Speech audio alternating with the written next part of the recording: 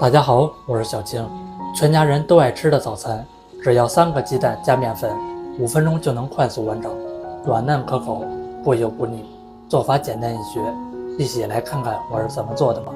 准备3个鸡蛋磕入大碗里，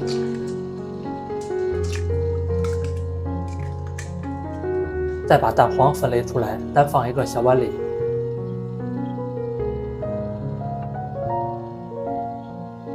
加几滴白醋去腥，来混合均匀。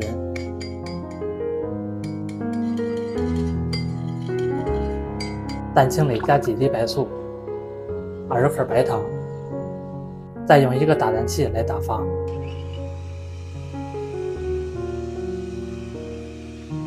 随着时间的流逝，已经变得很浓白了。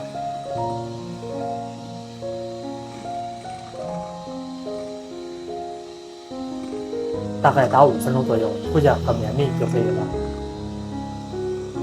再把蛋黄液倒入进去，来翻拌均匀。我每天都会分享一道家常美食食谱，感谢您点个赞及订阅支持一下，非常感谢。再过筛35克玉米淀粉，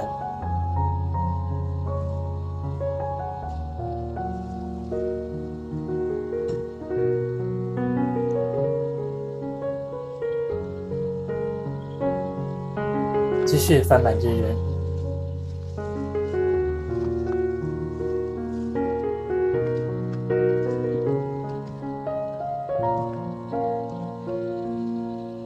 准备一个平底锅，再倒入食材，表面整理平整。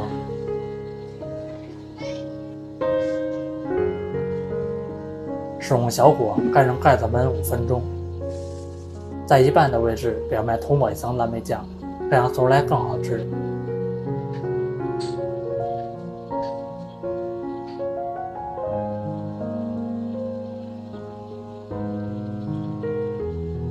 再将其对折起来，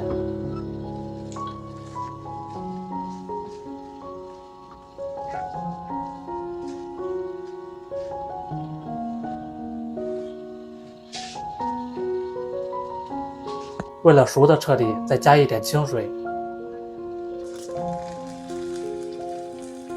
盖上盖子，小火焖3分钟，表面再煎一下，排出里面的水汽。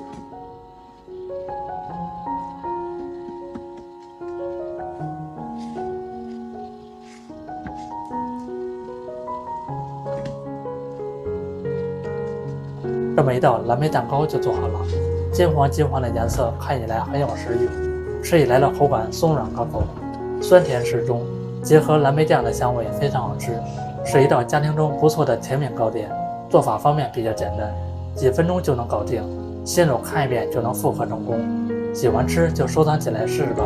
感谢您的订阅支持，我们下期食谱再见。